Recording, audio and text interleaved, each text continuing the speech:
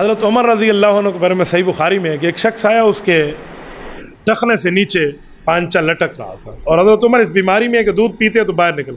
फिर मैं बेटे ये कपड़ा अपने टखनों से हटा लो, कपड़ा भी साफ़ रहेगा और अल्लाह भी खुश होगा। इस मौके पर भी शरीयत के अहकाम पर इतने सख्ती से कारबान थे, इस मौके पर भी ये जुमला कि ये उठा लो। कल मैंने ये हदीस टाँक में सुनाई तो मुझसे एक दोस्त ने सवाल किया, इसकी वजह क्या है कपड़ा ऊपर रखने की? कपड़ा टखने के नीचे आ जाए तो क्या हर्ज है? मैंने उससे कहा खिंजीर खा लो तो क्या हर्ज है, सिर्फ गाय क्यों खाते हो?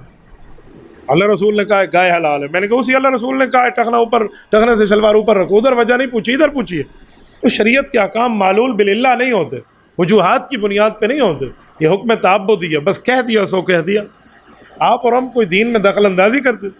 मैं इस पर समझाने के लिए कहूँ, हमारे वाले साहब रहमहुल्लाह एक मौके पर एक बंदे ने इस तरह उल्टा फुल्टा सवाल किया तो अबू ने कहा कि थोड़ा इंतज़ार कर लो, क़यामत में अल्लाह के रसूल से वैसे उलमा की मुलाकात होगी, पूछ के बता देंगे कि वजह क्या थी।